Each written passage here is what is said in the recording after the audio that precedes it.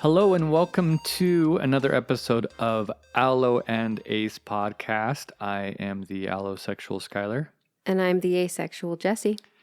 Jessie, how are you? I'm going to ask you that first. How are you? I'm good. This month has just flown by. It has. Well, it's flying by. It is. I mean, I was actually happy on Monday to be like, okay, we actually have 2 full weeks.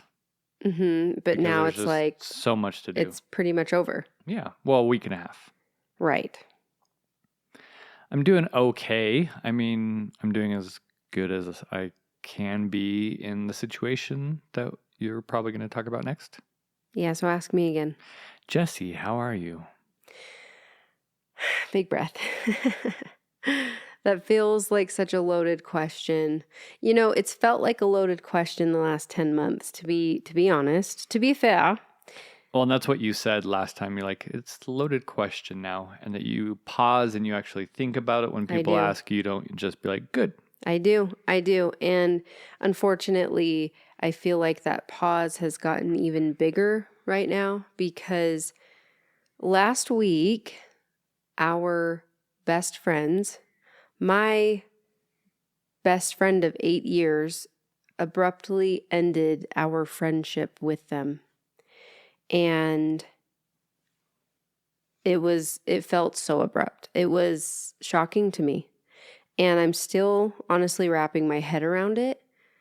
I want to talk about this for a minute because what I learned in the wake of all of that happening last week is that a lot of people aren't talking about how much of an impact that can have on you when such a close relationship like that ends. It feels like a death happened. Well, and I think that people probably relate to that when it comes to divorce or long-term relationships when they end. It's a similar feeling. Yeah, I can see that. I think the difference there, though, is that usually if someone's deciding to get a divorce, they are already on turbulent terms. Yeah, there's signs. Right. And for me, in my experience, there wasn't really any signs of this. And so it has felt shocking. And I've been going through the grieving stages, I can tell. I would say I really want to use the word devastated because honestly, it has felt like absolute devastation since it happened. But it's interesting to see the way that you react. And so, you know, yesterday I was full of so much anger with it. The day before, I was decently angry. And the days before that were just a sob fest, just bawling. Just the different stages of grief. Yes. And today I have a new outlook a little bit on it. I'm able to think about it a little bit more clearly. And, you know, I'm going to say this. I didn't get to say anything to her when saying goodbye. Like essentially, it's if you came home one day from work and the other person had just cleaned out their closet and packed bags and just, there's no note, no nothing, just gone. No, there's a note. Oh, that's true. There's a small note, and the note is really hard to read because it just leaves you feeling so much more confused, and you don't have any way to say anything about anything. And the sad thing is thinking about it, what I want to say, I'm going to say now because I don't know if she'll listen to this, but she might. So I'm going to put it out there. And I don't know if anybody else will get anything from it. Who knows? Maybe it will help you get some closure with something. But honestly, if I could say something to her, this is knowing that you're not going to change the outcome. Knowing I'm not going to change the outcome. The intention is not to change their mind. Yes. This is just what you want to say. The intention is not to change their mind. The intention would have never been to change their mind because I have a high level of respect for the people that I love so much. And so this is what I would say. I would say, I love you. I hope for the very best for you. We have had amazing memories over the last 8 years. We have talked every single day for almost 3,000 days. And while I'm sad that that is not going to continue, I respect your wishes, and I want the very, very best for you in your life, in your partner's life, in your kid's life, in your family's life. And that's what I would say. And even sitting here saying that, I get a little, I haven't cried in 2 days over this, but it's a sensitive one, you know? It really feels like a death. But no one's talking about it. And then once I started talking about it with other people that I love, I started to hear other stories of the heartbreak that comes from a best friendship ending. And I hate to say that it's less with men. I'm not a man, so I can't really factually say that. But women tend to emotionally get very close to each other. We tell each other everything. And when it's a day in and day out thing, it's really difficult to comprehend. So I don't know if all of you know about what Marco Polo is. It's an app where you send video messages. It's kind of like having a video message walkie-talkie. And I know for a fact that her and I have sent nearly 38,000 polos between us over the last 8 years. So that means that we have sent 38,000 video messages back and forth. That means that every day for the last 8 years, we have sent on average over 10 Marco Polos every single day. And when I learned that this morning, when I figured that out this morning, I was so sad. I started feeling like, oh no, the sadness is coming over me again. And then I thought it through, and I thought, what would happen if I flipped that upside down?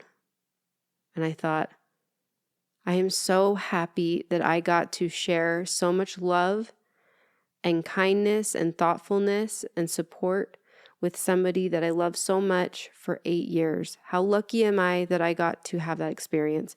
Because I tell you what, everything inside of me wants to trust nobody. Don't trust anybody, anyone. Isn't that what they say in Bridesmaids? It's one of my favorite movies. Is that what she says? I only know the lava part. Yeah, as we all do, So everything in me is wanting to put up all of this armor on me, thick armor where no one can break through, because I'm sitting here thinking, if someone can do that to me, that I have been pretty much the most vulnerable I could choose to be, then I don't want it. That's scary. That's so scary.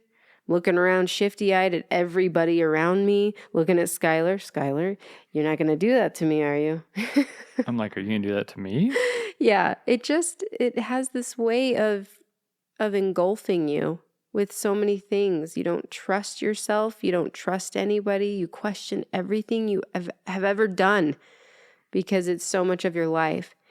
And the point that I'm bringing up here is that a lot of it feels the same with being vulnerable in my asexuality, honestly, because so much of me has times of saying, just close up, close off, put armor up. And even though this is an incredibly painful thing that I'm working through right now, I do not regret 1 minute of my vulnerability in that best friendship that I had. I don't regret 1 minute of my love and support and curiosity and kindness and all the things that I live by. I don't regret it, even though it's so painful right now. It's devastating right now. Because I can sit here now and say, I know that I gave everything that I possibly could, and that makes it worth it. It makes you so human. It opens up so many different things for you. And so here I am now in this pain saying I would do it all over again. Even if you knew the outcome would be what it was. Even if I knew what the outcome would be, because wow, 8 years of such an amazing friendship every single day of checking in. And that's beautiful. And so I am in mourning. I am not used to falling apart every 5 minutes in this way when something like this has happened. This is going down in my history of life as one of the top 5 most hard things to work through. And that is okay, because that is what being human is. And I'm working through the emotions. So if I happen to be around you and I fall apart a little bit, I'm just keeping it real. And I think that's the point of like any relationship, is being vulnerable enough that knowing at any point someone could devastatingly break your heart. It's true. Especially, I don't know how it is in other countries or even other states, but in a lot of states, it costs like $300 to file for a divorce, and they have no contesting. So you can just simply say, it's not working out for me, and file it and then start the process without even trying to work on it, without even having a good reason. You can just do it just because you want to. I know, but I almost feel like that's a good thing, not a bad thing. It can be, but the point of that, though, is like, if you knew that your marriage was rough or having a hard time, or if a friendship was having a hard time, but there was like, well, in order for you to break up, you have to put in 20 hours of like couples therapy. See, I think that just seems dangerous. Assuming there's no abuse or... But how often is there some form of abuse? I don't know, but that's the point of it, though, is we as humans should be vulnerable and in a position where we could have our hearts broken.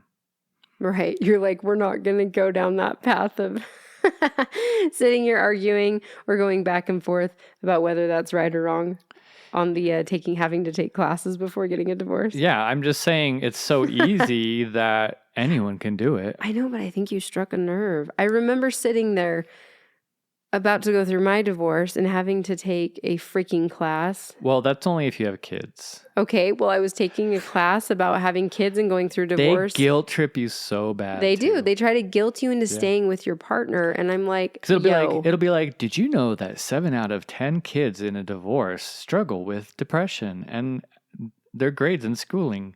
It's like trying to guilt you from doing it. Yeah, it was a little bit interesting. Yeah.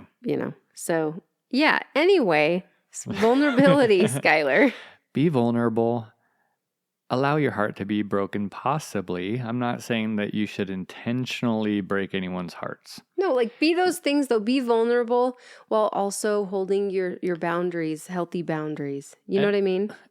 It's interesting because you and I are divorced. Most of our friends are not. So anytime that they come to us with marital issues, I think that they think that we're just going to be like, divorce them. They definitely think that, and we do not. I think we actually start off most conversations with, if you can work it out, work it out.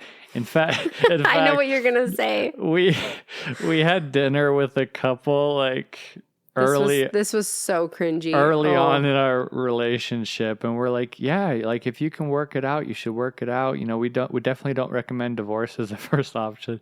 And it's like after the dinner, he was like, yeah, we're getting a divorce. And I'm like, oh. We had no idea that that's anything that was going on. Well, then you know that we're telling the truth, because it's not something that we think is just a solution. Divorce is not just a solution to a problem.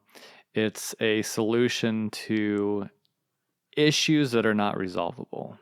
Right. So it's interesting to, have people asking us about that, but also having people assume that that's what we're going to say. And we don't feel that way. We definitely feel that way when it calls for it, of course. Well, now that we're 14 minutes in, should we give all of our stuff we say at the beginning of a podcast? Oh, shit. Yeah. So before we actually get into the main topic of discussion, we want to remind people that we are not professionals. We don't claim to be. We are simply giving our opinions based off of our life experiences, and it may resonate with you and it may not. And we always say to seek professional help if that's something that you feel like you should do. I think it's good for everybody. Yes, we talk about so many different things on this podcast. Yeah, so trigger warnings. Yes, trigger warnings. This is an explicit podcast, I would say, right, Skylar? I wouldn't say it is explicit so feels heavy. explicit. I think episode 4 was explicit. I think that was the episode that was brought to you by the letter F.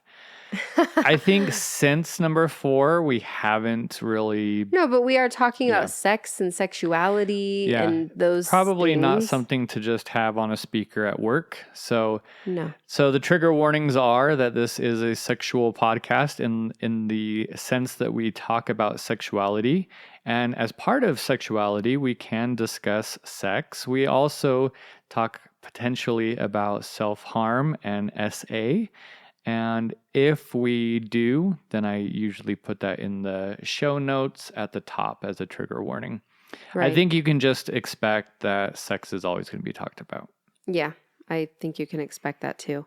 Also, we love hearing from you. Thank you for the messages that were sent in the last week to us. We got a lot of great feedback, a lot of good back and forth commentary going on, and we love it. We love it so much. Yeah, I do think that there is one question that we could answer that someone asked. Okay. They said, how do I find someone who will accept me for being an asexual? Like when dating. Ooh, well, I feel like we kind of answered this in one of the TikToks we made. What we did is we did a TikTok on if you were dating, what you should put in your dating profile. Right, which is kind of what I think how you should put yourself out there in general anyway. I think what it comes down to is just be yourself. Honestly, just be yourself.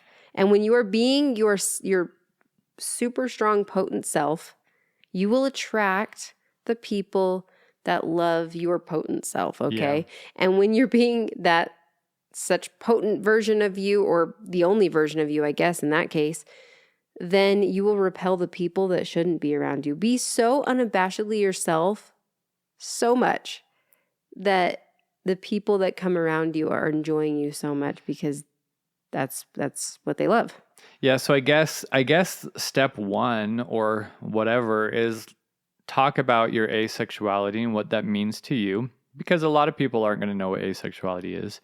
In your dating profiles, make sure that you spell it out. And then, as Jesse said, be yourself. And if people truly want to be with you, they will be with you and they'll find a way to do that. And you shouldn't have to beg people to be in your life. No. Or to be in a relationship with you. No, you should not. They should be so happy to be around you, spending time with you and loving you, supporting you, all of the things that come along with that. I also think the question gets brought up where people talk about how early should I tell someone that I'm asexual? Honestly, if you're on a dating app, I do think that you should spell it out very clearly. Yeah. Because you don't deserve to be in situations where you are going to be made to feel less than, weird, all of the different other words that we could use here that we've gotten as asexuals, in the past. Or even to, have your heart be falling in love with someone without knowing that what their reaction is going to be when you do tell them that you're asexual. So I guess I said spell it out clearly on any apps if you're able to. If you're meeting someone organically, that's a little bit trickier. I think that it is pretty important to talk about. I think it's a big part of you. And I guess when I think of other orientations, say you were a lesbian. Well, there was actually a question, I think, on, I'm always going to call it Twitter. I think it was asked on X, it just doesn't, anyway. I think they said, as a transgender, how soon should you tell someone that you're transgender? And I think the main answer was before anything physical happens. And so I think that when it comes to asexuality, there's the societal stigmatics. What is it? 3 days, right? 3 dates. You're supposed to like have sex. So Oh dumb. my gosh. I think it's less than that probably That now. just. Which I'm not saying that that's what it should be. Deep breaths, Jesse. People actually do that. But I think that, before things are going to progress to any degree, you should really have a conversation with the person about boundaries and what it is that you're looking for in a relationship. Yeah. And I think that, unfortunately, we're not very good at like knowing where stuff we talk about comes from per se. But there's some kind of show or something we saw on TikTok where they're like in a library and she talks about counseling or like, love and things like that. And she talks about how you should tell someone right away what you like and don't like, because at that point you can know that we're not compatible in the way that we should be and break it off. I just feel like you could set yourself up for a little bit of failure if you go 3 hours on a date and you are hitting it off so much. And then they start kind of putting the moves on you a little bit. And depending on where you're at with that kind of stuff, it's going to be real difficult when you've just had such a great connection for the last 3 hours. I honestly would make it like almost a point to talk about it in that first hour. I know that's difficult. I do. I also know that I am an extroverted extrovert. And so for me, it seems like, oh yeah, you're going to know. I'm going to tell you about it because it's a big part of me. And I know that that might not be the easiest thing to just boom. Hi, I'm Jesse. I'm asexual. Do you know what that means? That is not how I would go about it. Maybe in some cases. And they're like, ma'am, I just want to know if you want paper or plastic. No. So yeah, I think the skinny of it is be yourself and I'd say be as honest as possible, be honest. as quickly and as soon as possible while holding healthy boundaries for yourself. And I think the reason why honesty is super important, which we'll get to in this episode when we get into the episode. This is are we pre-gaming? Is this the pregame? We always have like a 30-minute pregame before we do the main episode.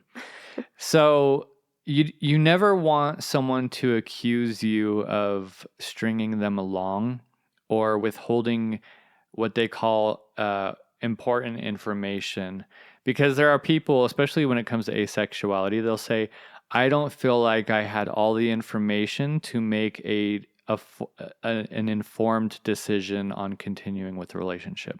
But also with that being said, you don't owe anybody that you just met anything. Well, you don't owe them an explanation. You can simply say, I'm asexual. These are my boundaries. Do you support them? Yes or no? And they say no. And then you go, okay.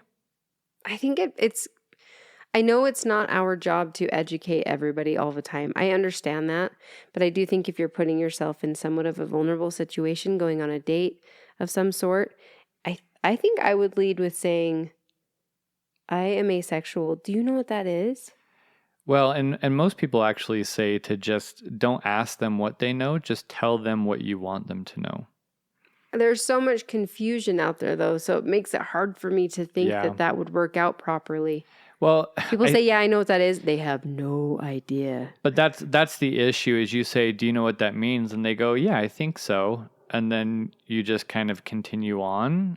Well, no, you give them the too long didn't read. And then you tell them your boundaries. Or like, I think the issue is you don't want to give the history of asexuality. Like it was first used in this term by plant biologists, blah, blah, blah. And it was first used in this novel. Like just say what it means to you because it's not going to mean the same thing to everybody. Like a demisexual or a gray sexual or even a phrasexual, they're going to be like completely different. So I think I would suggest as an allosexual to just tell me straight what it is that you are. What are your pronouns? What is your sexual identity? And what are your boundaries? I think if you're someone that, feels that pronouns are important and you are asking someone what their pronouns are and they're acting weird about it, I think that's a red flag. Probably. Huh. So obviously, that answer, this long answer, is for obviously people that are most likely dating. It could also be put out there for folks in ethical non-monogamous relationships too. But those of you who are already in a relationship, if you're asking, how do I make my partner love me and accept my asexuality? That's a little trickier because you just need there's a lot more involved. You just need to be you. This is what it all boils down to. It starts with you, and it starts with you living authentically you. But that doesn't guarantee an outcome. It doesn't, and it will never guarantee an outcome. But I'm telling you right now, in a dating situation, it does. It guarantees the outcome that if they don't follow your boundaries, then you don't go on a second date with them, or you don't even go on the first date with them. Right. If you're in a committed relationship or married with children, etc., and you come out as asexual, such as yourself, and you just say, well, accept my boundaries and accept me and love me for who I am, that doesn't always work, unfortunately. I know, and if they're not going to, then guess what? Bye-bye. That's got to be it if they're not going to do that, right? That's, I guess. That is, because you should not be begging someone to be with you. But please love me for me. Please love me. No. But how much time do you put into trying to get someone to That's a tricky question. Understand and to validate and I guess all that? It depends if they are willing to be open and loving and thoughtful with trying to figure this out. And if after that you've spent some time being in that space, then you can know. And that's what we brought up in the 6th episode. You got to stop referring to past episodes. It's going to bite you in the ass. Never going to. In episode number 6, we even talked about when filling this out, if you can't respond in a positive way or you don't know the answer, it's fine. This is a journey. This is not a like black and white, you have 30 days to accept me for who I am or I'm gone. Not to say that that can't be your boundary, because again, hashtag America or other countries where you can simply do that if you choose. Right. But also, if you're with somebody and they are just completely shutting you down, will not listen to you at all, I wouldn't be putting myself through that for too long. All I hear, or the visual in my mind is someone plugging in their ears going, la, la, la, la, like, I'm not going to listen. Yeah. So in episode number 7, which was almost an extension of episode number 6, I had made a comment about love languages and, kind of this idea of like poking a bit at the 5 love languages and why those might not be healthy. And obviously, those are some fighting words, I think. Well, yeah. Here's the thing. You dropped that literally in the last 5 minutes of our last episode. And it was like, whoa, that's a big, heavy bomb kind of, because so many people recognize and try to use the 5 love languages. I don't know anyone that doesn't know what that is, honestly. And if you don't know what that is, I'm sorry, I'm not trying to be mean. And there's over 99,000 reviews on Amazon, I think, for the book. That's it? And it gets a 4.8. I thought that there would be way more. There might be. Well, is it just big in Utah? Do you think it's huge in Utah? No, I wouldn't say it's huge in Utah, because it's huge in any Christian type thing, because location that's type who it is. Thing. Yeah, any Christian type thing. And so I think that the title of this podcast, if you read it, is Beyond the Love Languages, Building a Deeper Foundation for Your Relationship. So we're not going to completely shit on the 5 love languages. Not completely. I will say that the idea that Chapman had was to essentially break it down to the 5 simplest forms to try and have couples communicate with wants and needs.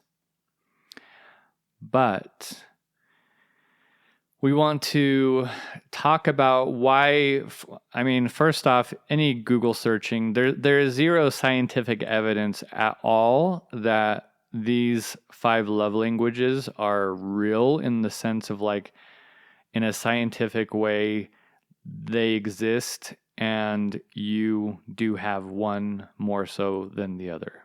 Yeah, and not to say that everything has to have scientific evidence, but people are basing their relationships off of this. My previous relationship, it was brought up multiple times, like when I read it, because we read multiple things to figure out like why I was such a horrible husband.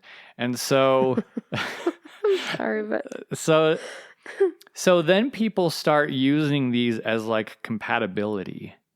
And if my giving love language and my receiving love language are far different than your giving and receiving love languages, then we're most likely not going to be compatible. And I actually talked to Jesse about this. Jesse, how good am I at gift giving? On a scale of 1 to 10. I'm trying to think of when you've ever... you've given me a couple gifts in the last 6 years. I think they were 6 years ago.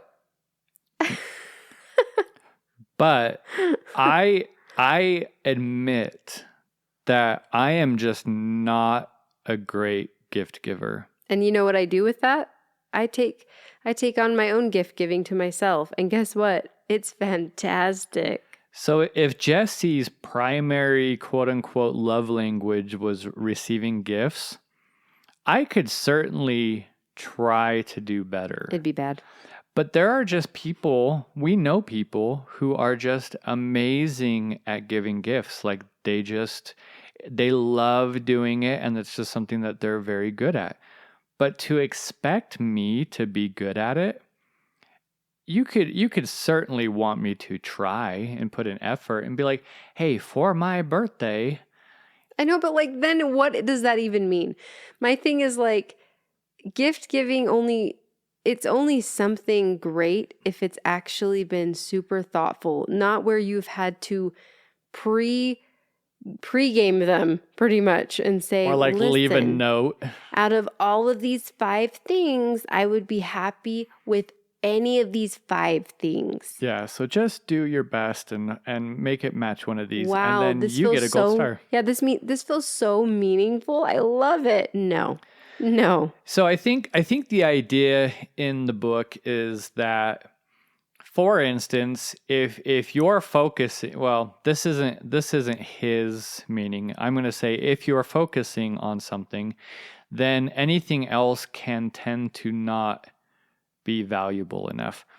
And so what he says though is, if your love language is words of affirmation and your husband, because in this book, that's what he uses. He uses, heteronormative relationships.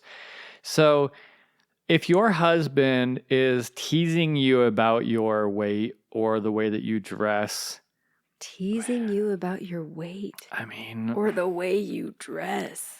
What in the actual F? Well, you know me, like I tease you. Like, it's not... About my weight? Not about your weight. Hell no. But I tease you, like, if you ask me if you're wearing something, I'm like, you're like 10 out of 10 lesbian right now, right? like put on that U-Haul belt buckle, like the TikTok gals. Oh, they're so cute. They are so adorable. They're so cute. But the point of it is, if your husband is teasing you about something that is your primary love language, then it doesn't matter if he is giving you gifts. It doesn't matter if he is doing all the chores around the house, if he is giving you back massages and all this, because he is primarily giving a big F you to your primary love language. And so you're still going to be fighting and have resentment, and your marriage is not going to be any better, because if he just knew that you really loved words of affirmation and the way that you liked to get these words of affirmation, then you could therefore, he would not tease you, and you could then appreciate all the other things that he does in the relationship. That sounds absolutely crazy to me. Honestly. So I think the issue, or where the issue can come into play, we highly believe that communication is important. And we believe that there are things in your relationship that you should let your partner know. If your partner is teasing you, how about you just tell them to stop teasing you? You say, hey, that kind of actually hurts my feelings a bit. I don't think I really like when you tease me about this. And we actually talked about this in the 5th episode. Skylar, you are dropping episodes like crazy this episode. So when we talked about the emotional landmines and the triggers, and I wish you guys could see the smile on his face while he's looking at me saying this. And I say something, and the reaction is not the normal reaction, and I'm like, oh shit, like I hit a nerve, or this was real.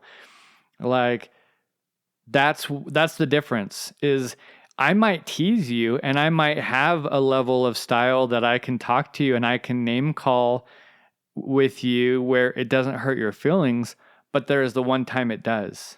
Mm-hmm.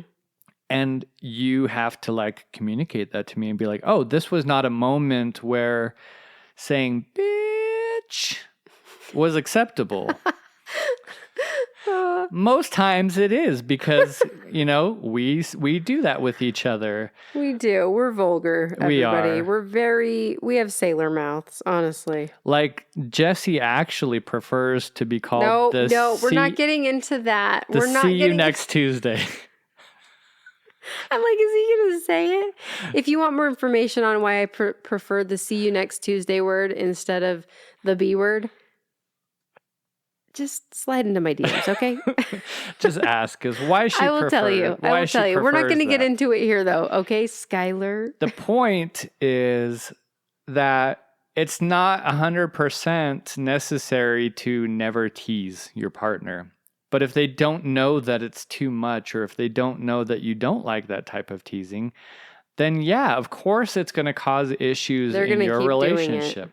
They're going to keep doing it. So we want to talk about, you know, why relying solely on love languages might not be the best way to determine if the foundation of your marriage is strong or not, and why you certainly shouldn't use that as a way to like determine compatibility. I think the whole point of like, you know, being able to fulfill those for yourself will come up a little bit later. And we're not saying that by saying that, we're also not saying that your partner should not be doing anything for you. And I think that's how it can come off is gosh, no. Like, well, if you're saying that none of this matters, then, and my partner doesn't have to try to find ways to make me feel special and loved and all that, that is not the point. No. And also, didn't you say a little bit ago that he was trying to make it simple? Well, I think like he broke it down into simple languages. I think what he claimed was that over his many years of counseling, he saw that these were the 5, which he used the word emotional, which is interesting, but these are the 5 ways that he primarily saw relationships struggling. Okay, because you did use the word simple, and so I thought that's interesting, because when I look at the 5 love languages, I do think that they come off quite simple, which humans are incredibly complex. And so I think that if you, like we've talked about, are just relying on acts of service, okay, you could go and do 10 different acts of service, but they may mean absolutely nothing to your spouse. Yeah, so let's go through some of this. Or partner. Let's go through some of the things. So I think first off, let's talk about how they are limiting. So the limited scope of 5 love languages. I think that if, without knowing the 5 love languages, if you would ask me or Jesse, what are 5 factors or 5 things in your marriage that you think, or in any relationship that you think would be important? I don't know that gift giving would be one of them. I don't think I would list any of the ones that are the languages. I think it's so weird. I think some people would say physical touch for sure. Well, okay, yes. I mean, obviously, I'm not one to say that. Yeah. Well, But I think that communication would be number one. And you talked about that in the last episode when you had me guess what the priority was. And at first I said loving you for who you are. Right. And second being communication, or in the same vein, communication. Yeah. But communication isn't one of the love languages. It's not. It's not. But his That's whole thing is that by talking about them, you're therefore communicating. No. You don't get to get off that easily. But the thing is once you figure out your love language, you fill out the worksheet and you say, my love language is physical touch. Well, you're not going to talk about them anymore. So obviously communication would be one. Trust would be one. Mm-hmm. Shared values would be one. Mutual respect would be one. These are all things that are significant in a relationship. Yes, thoughtfulness, kindness, curiosity. Yeah, so why aren't we being taught about these things? If you don't, and that's where I don't know that we talked about it. We may have talked about it in the first couple episodes. I'm shaking my head. Well, I don't know if we did, but there's this idea with Mormonism where you end up getting married because you have this foundation that you think is going to be the foundation for your marriage, is that you are in the same religion. I think we could say this for most religions, though, that this can happen. I think most fundamental religions, for sure. I think that probably non-denominational, just Christianity, probably not so much. But your parents, if your parents are Lutheran or Pentecostal or whatever, they might be like, well, you really should, date someone who, has the same, very similar religious upbringing as you. But when you use that as your main reason for getting married is religion, then you're not looking at shared values other than religious values. Actually gives me a bit of anxiety thinking, you believe in God? I believe in God too. Let's get married. Yes. And so it doesn't determine whether or not you guys are good communicators or if you have the same hobbies and same interests. What if you are really into outdoors and your partner's not? At all. At all. Or, maybe they are vegan and you're a hunter. There's going to be some issues. I mean, I think that some of these things could be worked through, but yeah, so many people are basing it off of this one thing. And so, effective, we talked about effective communication in the workbook, which is episode 6. Oh my gosh. So we talk about what is active listening. And so if effective communication is crucial in marriage, then while understanding love languages, while understanding preferences can facilitate communication to some extent, it's actually better to just have an open conversation about different needs or conflict resolution or how you cope about things or what you want to do that are not pigeonholed into these 5 love languages. Mm-hmm. Because everyone communicates differently. And sometimes, we talk about in episode 5 with the triggers, sometimes your partner needs a moment to step away. He's out of control, everyone. He is out of control with referencing past episodes. So if your partner needs to step away for a moment, but you're like, no, we're going to finish this conversation. That's not effective communication. And that's not like the same style at all. And so understanding all of that is going to help lead to healthier interactions when you understand more about all the aspects about your partner. The other thing too is like people change. So if you pigeonhole in year one that this is your love language, does that mean that your love language is going to, stay the same forever? Do you know what that reminds me of? That reminds me of when you were 14 and you thought you liked owls or peace signs. I still do. And then everybody for the rest of your whole entire life gives you owls and peace signs. Yeah. Sorry, Mom. It's okay. So having better communication is going to, be better for that as well, because then you can communicate and you can adapt and you can be like, hey, when I got married and I believed in God, and I've been struggling with that lately. Oof. That happens a lot, I would say. That made me think, though. We're giving this religious example saying, you believe in God? I believe in God. Let's get married. You like sex? I like sex. Let's get married. You like golf? I like golf. But like anything you do that with, think about it that way. I think some people could have a hard time maybe wrapping their head around the God example, but it is just like any other singular example that you would go and meet someone and then, get married to them very quickly.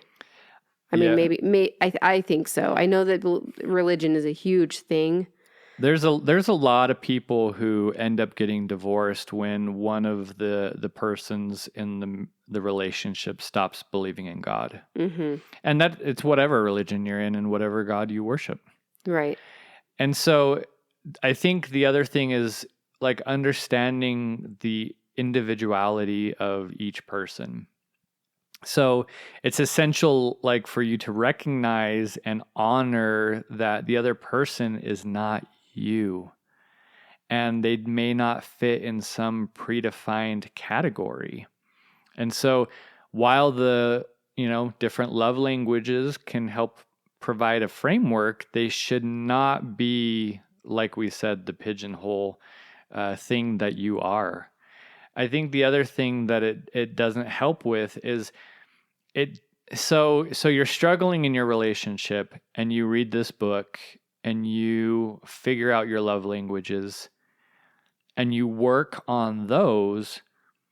It doesn't necessarily address any of the underlying issues in your relationship that you have, like respect, like lack of communication, or understanding the person's individual needs or wants or ways they communicate. A lack of thoughtfulness. Yeah.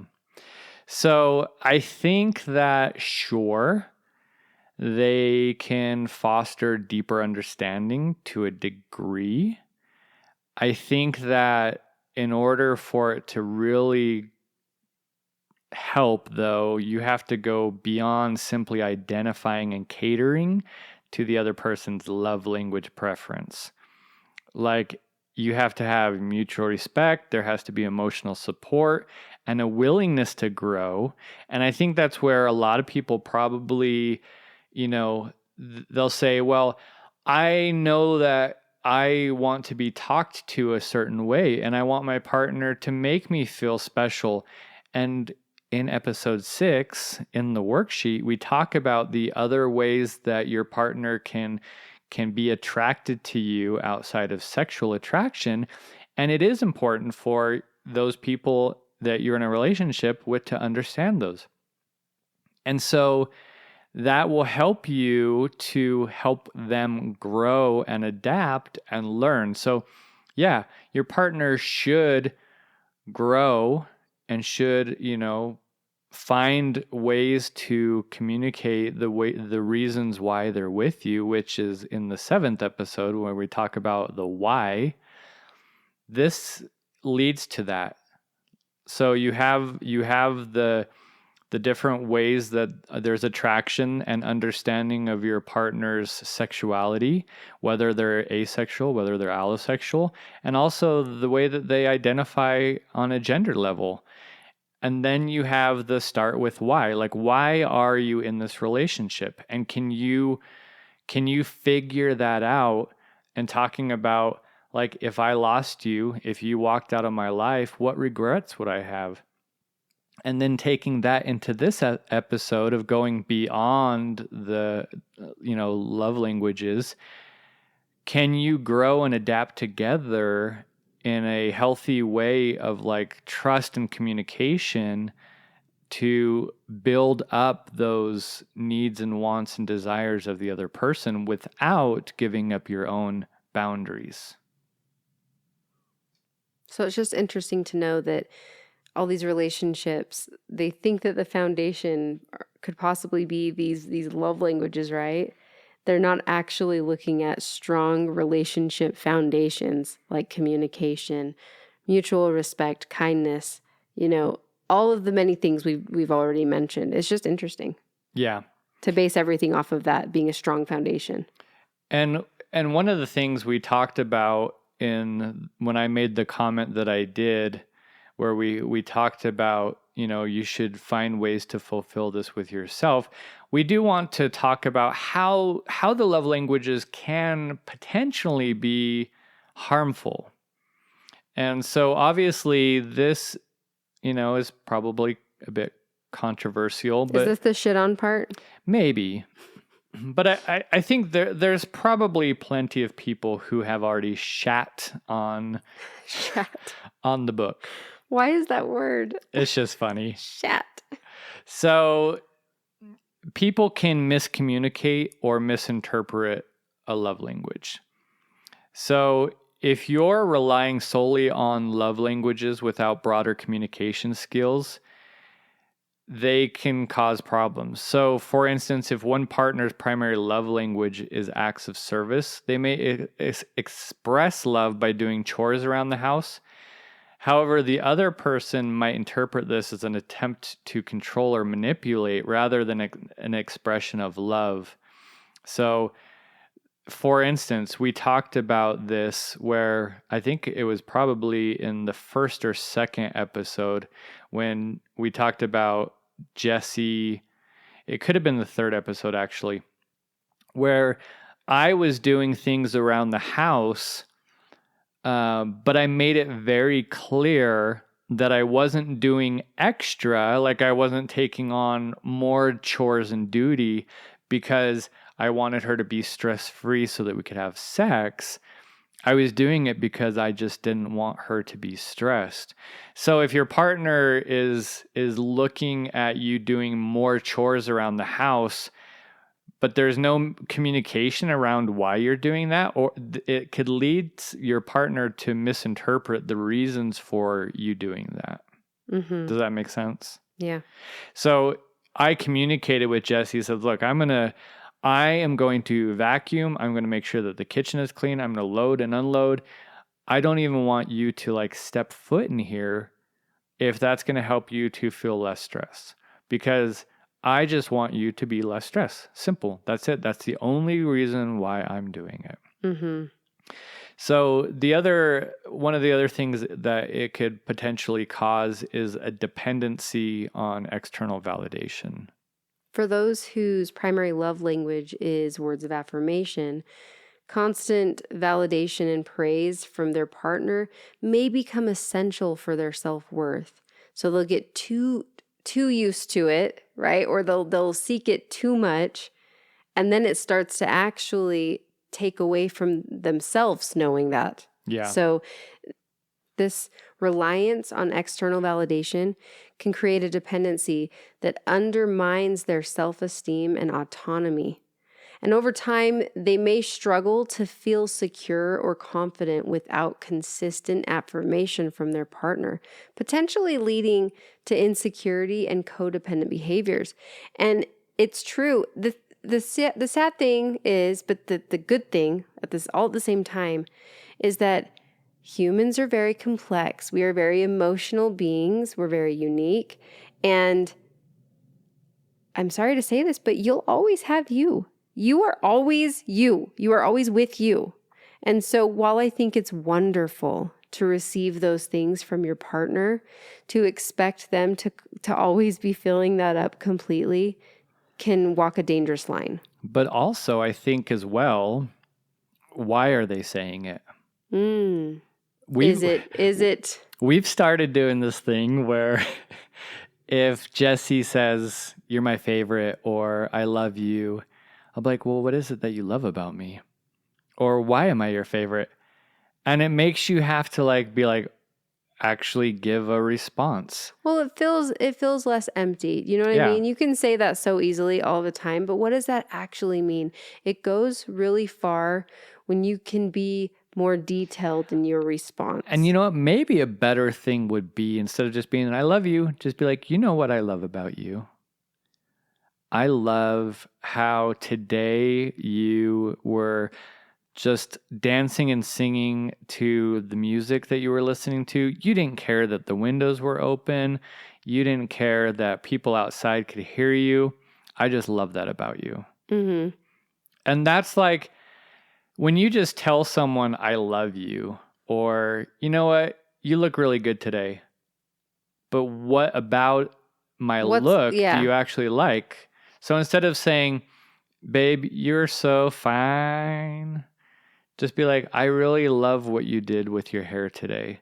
Or, "That nail polish color really brings out the, blush that you're using," or whatever. And you know, it might make It could even be, "I like the color of that shirt." Yeah. On you. But what it's going to do is make you actually stop and look and find a reason why you're saying something, instead of just throwing out empty words, which it doesn't mean that they're empty. Like if I tell Jessie I love her, which we say all day long, it doesn't mean that it's empty.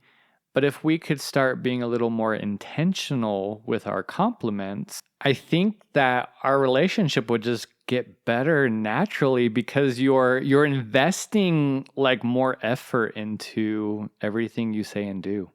And sometimes it might not be very natural or come very natural for someone to give more of a detailed compliment. So I think that if you feel that it would maybe feel a little bit better to have those details, then you could say, "Oh, what do you like about the way I look right now?" Yeah, if someone does say something. I don't think you should necessarily expect it from everyone else too. Like if you're like, "I love that shirt color on you. It really does this." Now say something about what you like about my shirt color on me. No. I'm saying if someone says to you, if your partner says to you, "You look beautiful today," you're like, "Oh yeah, what's sticking out the most to you? What's looking extra beautiful to you about the way I look today?"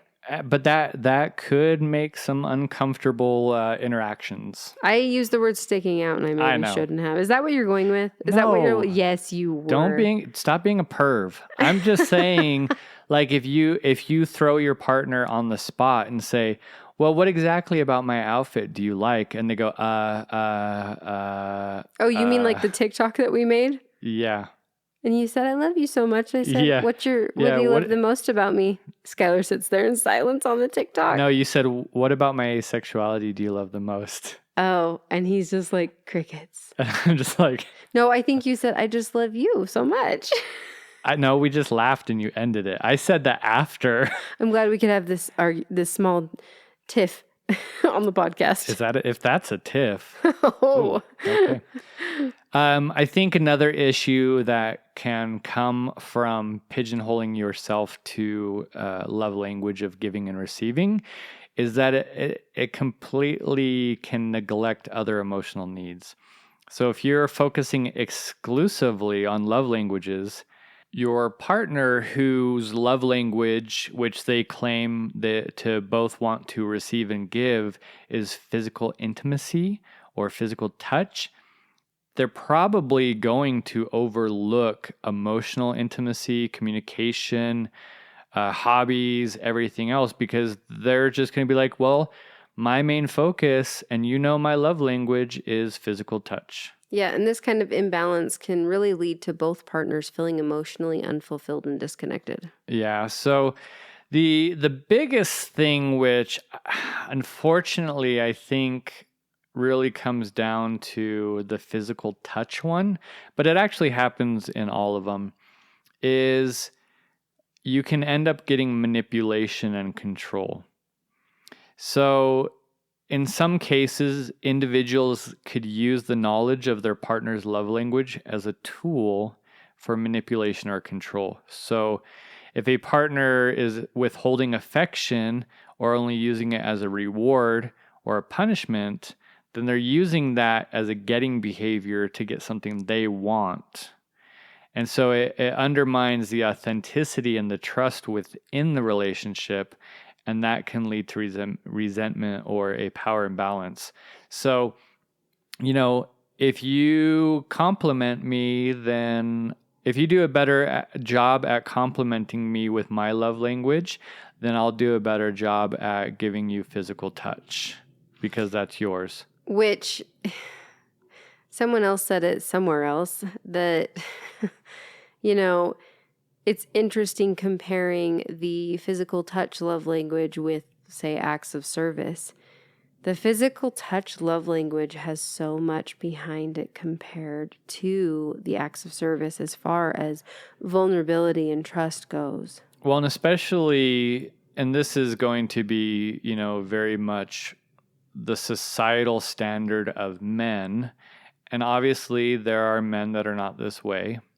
But a lot of men, they'll use that love language of touch to mean sex, and that's it. And obviously, that came out when I talked about how one form of intimacy was like being in the Disneyland parking lot, where sex itself was being on the actual ride.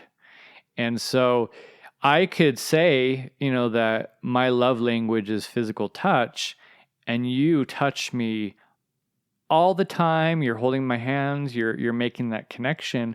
But then I'm like, yeah, but you're not giving me the touch that I really love, which is sex. Well, our relationship with that is actually the perfect example of just that. Yeah. Because I was giving you, I still do, but I was giving you all sorts of physical touch.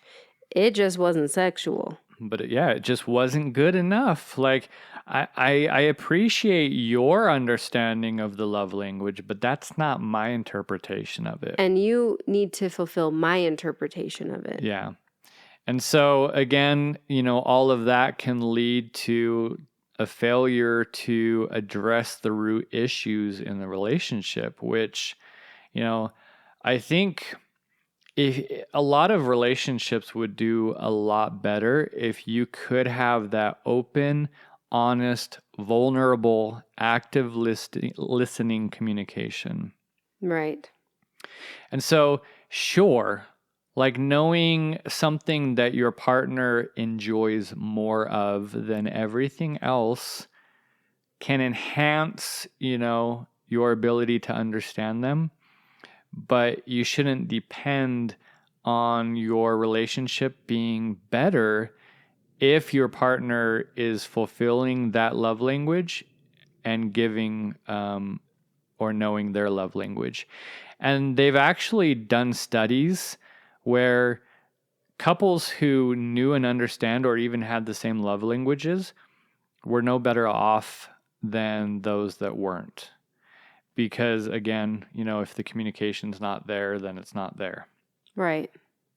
So this is where the title of the podcast episode comes in. So these are some general ideas of going beyond the love languages and how to build a deeper foundation for your relationship. So going off of episode 6, episode 7, obviously episode 8 is going to tie into those. And some of these things are found in episode 6, and we talk about some of them. But we want to, have it be kind of a mindset from, knowing what the love languages are and what we've said in the last, 30 minutes where we're talking about the actual love language stuff. Yeah. And going from there. Right. So we want to explore additional ways to strengthen your relationship. And the first one we're going to start with is understanding your partner's core values. What is a core value, Jesse? What actually, you know what? I'm going to put you on the spot. No, don't do it. What? What is your core value? Ooh, what's my core value? Oh, I think it would be, 3, 2, 1, honesty. We just faked that. I can't. Saying honesty, we literally just tried to lie to our audience. I want you to know we will never lie to you. No, but really, mine is honesty. I have a thing about being honest, probably to a fault, actually. She does. Yeah, it can get me in trouble. She'll like if there's a game where you have to lie, she's like, nobody can look at me when I give the answer. It's a bad idea. What would you say your core value is? One of your number one core values. I would say kindness. Okay. That's good. Well, you're like laughing at it. I'm not meaning to. I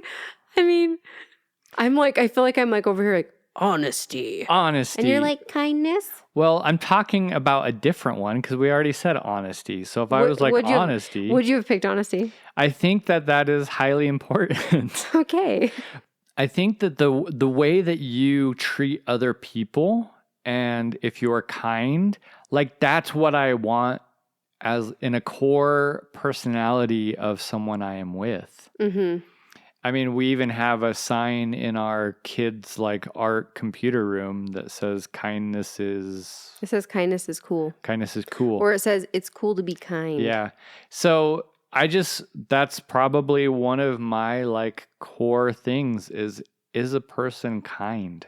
Okay, so I think what the suggestion could be, if you're doing this with your partner, if you're wanting to explore this, write down 5 or so each and talk about it and talk about what those mean to you. But also, if you're not doing this with a partner, if you are solo, I think it's important to kind of evaluate what your core values are. Well, and what you look at in a partner that you would want.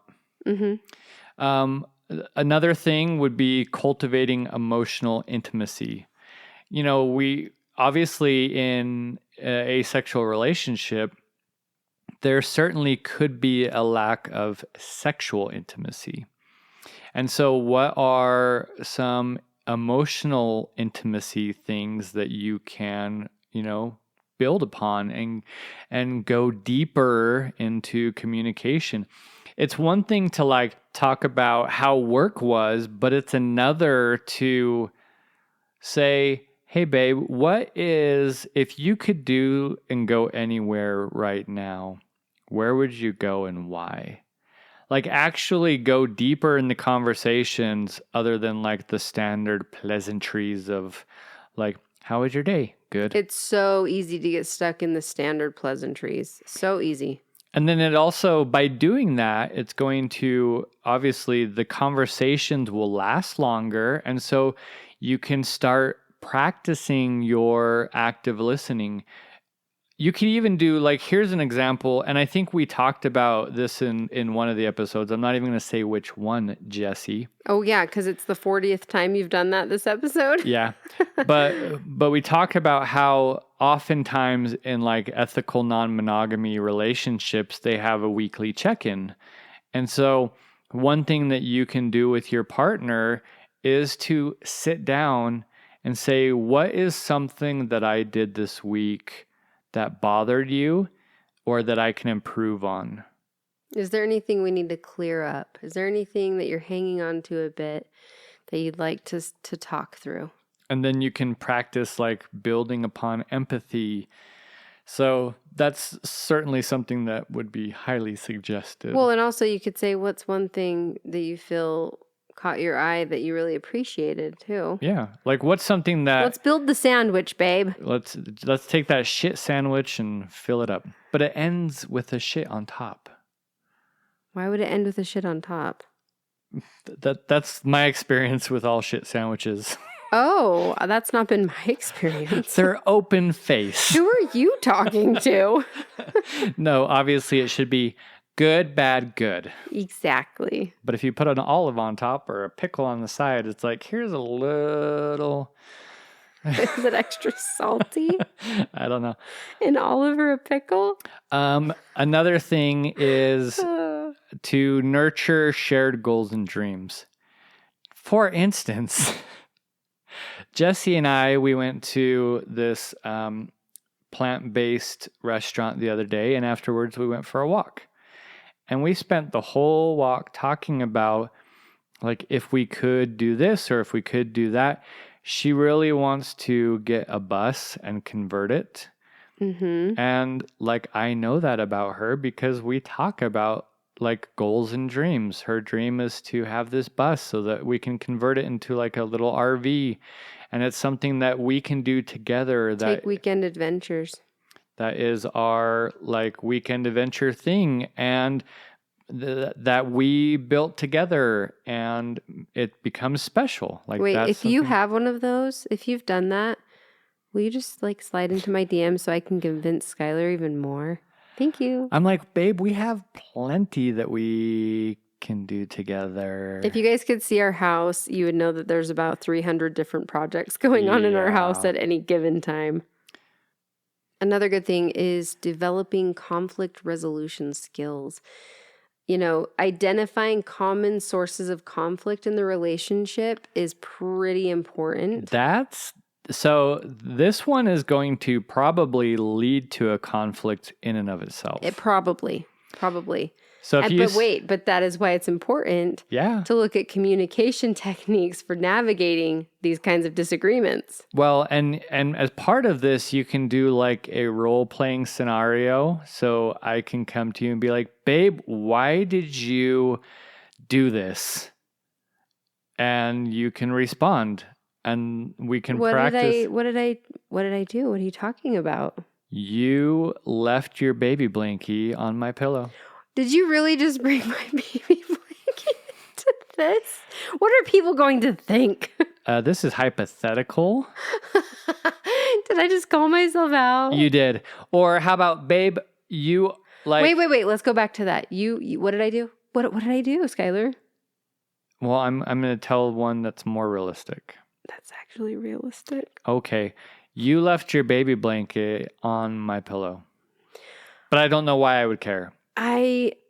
That's right. I forgot. I had taken a little snooze and I had it in my hands because I was trying to cuddle up to your pillow because I missed you. And so I accidentally left it on your pillow. Or what if I came to you and I said, you know, I love cuddling with you at night, but I really need you to like focus on staying on your side of the bed better because you're making it harder for me to sleep. Are you kidding me? Focus on staying on my side of the bed? How am I supposed to control that when I'm sleeping? What am I supposed to do about that? That's the way that you don't want to react. Yeah. By the way, it'd more so be like, okay, I wonder, maybe there's something that we can do to establish, okay, this is the time of night where we separate 2 feet away from each other. Or we start all the way over on your side of the bed to begin with, and not my side of the bed to begin with. Yeah, I think it's so easy in that kind of a situation where you would say, well, you don't want to be close to me in our bed. That like, doesn't feel very good. Yeah, you can take it as such a negative when it's not. No, you're meaning, there's a time to actually like sleep. Yeah. Yeah. Another important thing would be to, along with this, is practice mindfulness and presence. I will say this is probably pretty difficult in a lot of marriages, especially after the smartphone came out. Oh, yeah. If you think about how much we are on the phones all the time, is there ever a time where you're sitting next to your partner where you just put your phones down and you're like, let's do a puzzle, which I would say let's not. I'm going to ask him to do a puzzle later on. I refuse. I will not do a puzzle. I will do Come other on. things. I will play Monopoly with you. You would play Monopoly but not do a I would puzzle? rather play Wow. Monopoly or do a whole game of Yahtzee. Okay, Yahtzee's better. Monopoly causes divorce, okay? I will divorce you over putting a puzzle together. Okay, No, the boundary has been set, guys. my ADHD does not love puzzles. Okay. So, yeah, so just finding ways to be present during a difficult conversation or in a stressful situation, or just like actively being mindful together. One thing that we probably could do a better job at doing, I mean, we kind of do it at the gym together, but it's like stretching together. Maybe we should do that before bed. We should do like stretching together. And it's kind of like a mindfulness / stretching pseudo yoga. And are you meaning to kind of talk while we're stretching? You don't have, I mean, we can. You can also be quiet too, but it's just something of like being present with your partner. Okay. I like that. Yeah. Building mutual respect and appreciation. That's also pretty big. Yeah. Having mutual respect is, I don't know, respect is a big deal to me. Now, But that's hard to define, isn't it? It is, because, for instance, if I were to say you're an idiot for loving puzzles, like that I wouldn't be showing you respect. I would be basically shitting on something that you really That's just super enjoy. rude. But people are that way. Like people will say, I don't want to do that. That's dumb. I don't want to watch that. That's dumb. Why would I want to watch Bridgerton, all 4 episodes that are currently out? That's so dumb. We did watch all 4 episodes. Why do I care about Penelope and Colin having a good friendship? Oh, I thought, no spoilers. You're going to spoil it. No, I'm not. Like, if I'm just saying that the things that you enjoy doing are dumb, then I don't have a respect for you, because if you want to love doing puzzles, I can say, you know what, I really love that you use putting puzzles together as like a way to de-stress, and that you really enjoy doing that. And I would love to sit here next to you while you're enjoying your puzzle, and I will be reading my book. Yeah. Yeah. So just finding what you're rolling your eyes at, or you're like scoffing at, or scoffing and rolling eyes is a big one. Or you're saying is dumb. Like, catch yourself. And also, one thing that you can also do is tell your partner, say, I give you permission to call me out when I do these things. That doesn't mean you have to be an ass when you call them out, though. But even though you want to be. And we talked about this in episode number 5 with the triggers, where I was like rolling my eyes or saying something like, I thought we were past this, and it causes like a trigger. And so I should be called out, and I give Jesse permission to call me out. Like if I'm saying something that's not nice, please let me know. If I say something that's negative to something that you enjoy, please tell me. Please let me know. There is a difference, though, between calling your partner out, like screaming at them, calling them out, and calling them out in more of a serious tone. Yeah. You know what I mean? Like, don't be a D-bag about it. Yeah.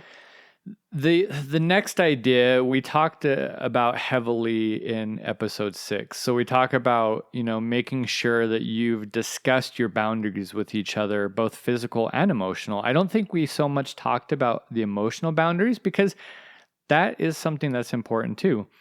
And I think that could be like, when you see that I am really upset, I need you to like not, as well as not be next to me, I certainly need you to respect my emotional boundary as well, of either not talking about it, like not, you might be physically gone, but you're like texting me or, whatever.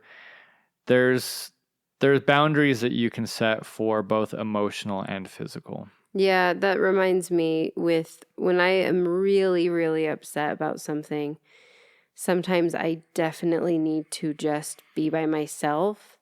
And I promise you that if you respect that physical and emotional boundary, I will be able to process things so much better and come talk to you with you in like 10 minutes so much more clearly. Yeah. It's hard. It's It's hard. so hard. Yeah. Another thing that we suggest is, now this is an interesting term, investing in quality time and shared experiences. Mm. So, and obviously this can be a couple things, but like I used to say this saying that I probably made up. So if someone wants to quote me, you certainly can. Time is not something you take, it's something you make. There's no way that you coined that, sir. I coined it. Okay. So people will say like, well, I haven't taken the time, or I need to take the time to do this. Time is not something you take, it is something you make. You make time for things you want to do. You don't take time for things you want to do. Mm-hmm. So if you're busy, which we are all busy, like we certainly could do lots of things with the time that we spend on this podcast, but we take the time to do this podcast because this is highly important, not only for our own relationship to talk about these things, but we feel like this is really important in the asexual community. Mm-hmm. Yep. And definitely. so we take the time to do this podcast. And I want to invest in my relationship with my partner. So I'm going to take the time to prioritize with them. And this could even be like, don't just always look for the free thing to do. Like find something that does cost money potentially. If that's something that you can afford and that's something that's in your budget, like if your partner's like, I really want to do paddleboarding, then you might have to invest in that versus like buying energy drinks or going and getting fast food. Like you can make sandwiches for a while to save money to get paddle boards so that you can invest in that quality time with your partner. Now I want to go do that. Can we go get paddle boards? Well, if you can relax on the Target bill. Listen, I thought about that more. We'll talk about it later. Okay. Clear communication, baby. Clear communication. Another thing is honoring an individual's growth and autonomy. Woo. Autonomy is tricky. Oh my gosh, autonomy is so interesting. I would say interesting. Especially from a feminism standpoint. Mm-hmm. Because if I'm giving my partner like full bodily autonomy, then that means that whatever they decide to do with their body, I should be okay with. Yeah. Even if that's with other people. Yeah. Let's rewind a little bit here, though, and go over to the individual growth, like I mentioned. Yeah. It is so important to support each other's personal growth and development. That can go so far in so many different ways when you allow that to happen within yourself and within your partner as well. I also think that there's a healthy versus non-healthy way to grow personally. Okay, expand a little bit on that. So for instance, me just saying I need to go to Peru and do ayahuasca for a month and leave you with all the responsibilities and quit my job because I want to grow personally. Skylar, that feels so far freaking extreme. But people have done it. Okay, fine, true. So at what point, again, with the autonomy, at what point do we sit down and be like, I love that for you, but how does that take away or compromise ourselves as a couple? Yeah, I definitely think that there's a balance for individual pursuits and shared priorities. So yeah, it's one thing to be like, I need to go on a walkabout on a Saturday versus I need to take a month away from you and the kids. Like, probably not going to happen. Right. So on the autonomy bit, I mean, your autonomy is incredibly important as well. And the reason we say that that's tricky is because that can go to an extreme as well. Everyone should have their own autonomy, of course. Yes. But there is a point where it becomes a problem.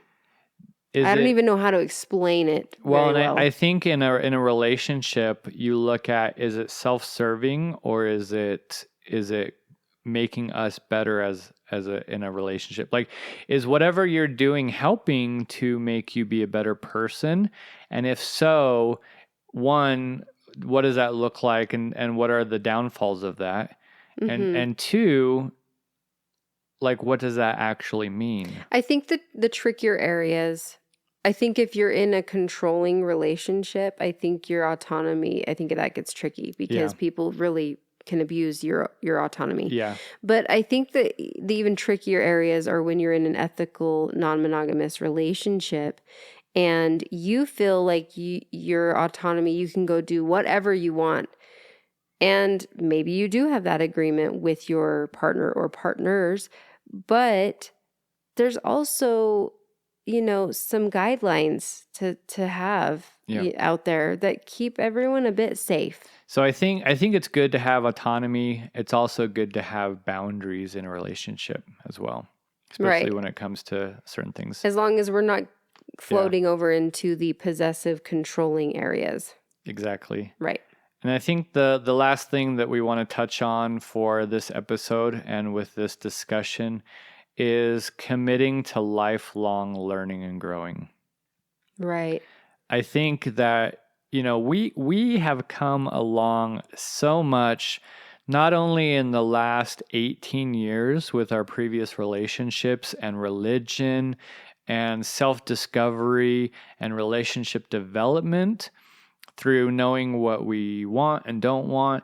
And then over the last 6 years for ourselves, like, we have the self-discovery and relationship development has just continued. And as I've allowed you to and encouraged you to adapt and become who you are, and you felt safer to do so because of my actions, that's allowed you to come out as asexual and it's in a safe way. Yeah, it's allowed myself to do that, right? Because you've given that space, it's given me the opportunity to recognize that I'm allowing myself to do it. Yeah. And I know 100% that you would give me the same respect and space to, like, understand myself at a core level if needs be. I would. I know that if I were to come to you and be like, as I've read more and as I've allowed myself to think about things more, I really do find that I'm, bisexual. I would not hesitate whatsoever, or you to have a reaction to that, or me coming out as agender or gender fluid or whatever it might be. I know 100% that you would love me for who I am, and you would allow me to discover myself in that way if I felt I needed to. Yep, I agree. So, in conclusion, we want you guys to celebrate your relationships or future relationships and the journey beyond just the simplicity of love languages. Yeah. And we want to encourage you to nourish and nurture and strengthen your relationship foundation, which is why we talked about, like, rebuilding that foundation of why in the 7th episode and going through that packet in the 6th episode.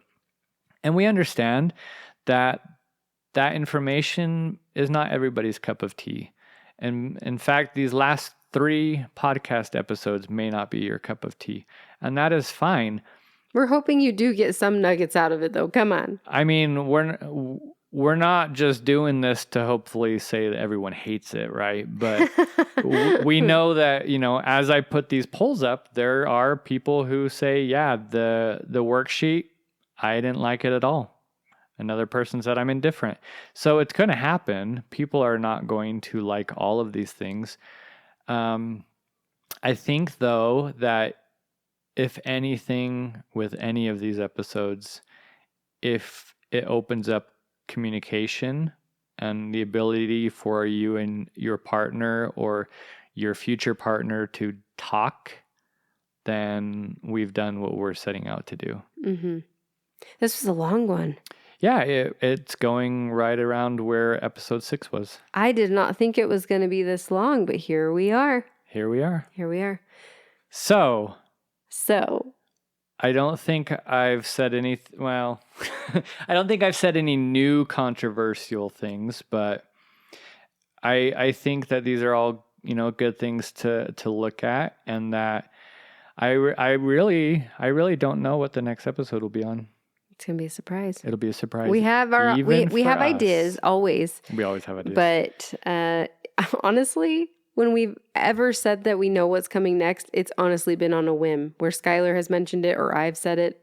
And it's like, oh, guess that's what we're doing next. So again, we appreciate all of those who reach out to us. We love talking with you. We do our best to, communicate back in a quick manner. Mm-hmm. And you can find us on most all socials under Aloe and Ace or Aloe and Ace Podcast. Our email address is aloeandacepodcast@gmail.com. And feel free to leave us a review wherever you may be listening. Yeah, and I want to have a quick shout out and give appreciation to all of our listeners. Yep. I know that not everyone reaches out, of course. We always welcome that, but we always welcome all of our listeners in general. We appreciate you so much, and we love and appreciate this community so much. I will be honest that I am hopeful. Every day when I wake up, I hope that there's like a new message or a new email or during the day. It is exciting. Yeah, it's like a little present or something. Yeah. And if we're not right next to each other when it does come in, then, one of us goes to the other. Look. Yep.